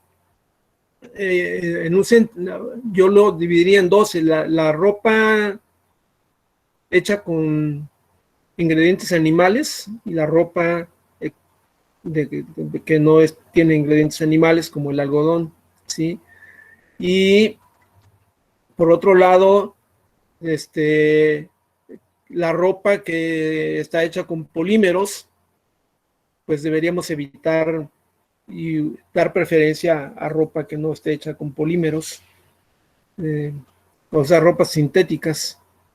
No es fácil. Ahora, que haya mucha ropa que se produce y que se desperdicia, pues no se desperdicia. Es decir, van a un mercadito y ahí está toda esa ropa que la gente pobre compra a precios muy bajos. Pero pues eso también habla de un problema de injusticia económica en el planeta, un problema realmente nodal en el mundo, ¿sí? El problema de la injusticia económica.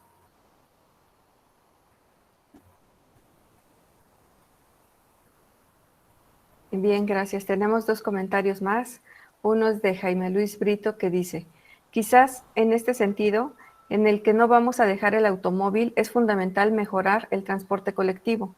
Un buen sistema de transporte colectivo y un programa para inhibir el uso del vehículo individual puede bajar las emisiones.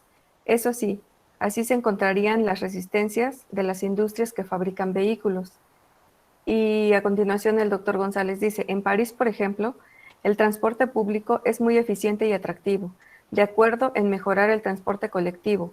El tren México-Toluca no se termina y es un gran proyecto, urge terminarlo. Y debemos desarrollar mucho más el tren, revivir el tren Cuernavaca-México, tal vez. Sí, yo también una vez el tren México-Querétaro y luego ya dejó de existir ese tren. Sí, obviamente un buen sistema de transporte colectivo ayudaría mucho a reducir el transporte individual. No a suprimirlo, insisto, no a suprimirlo, pero sí a reducir su uso. Si en Francia hay un buen sistema, como dice Juan, de transporte colectivo que hace menos necesario usar el automóvil, pues qué bien, ¿no? Fabuloso. Es que nuestros políticos van a Francia, van a todos lados, pero hay que preguntarles a qué restaurantes van, porque no van a observar lo que se hace, sino van a comer bien, eso es a lo que van, ¿sí? Por ejemplo, en Medellín hay un muy buen sistema de atención a los animales de calle, en situación de calle, sí, y yo se lo hice saber a políticos y han viajado a Medellín, y pues no, parece que no pasaron por esa ciudad, porque acá no se hace nada en absoluto.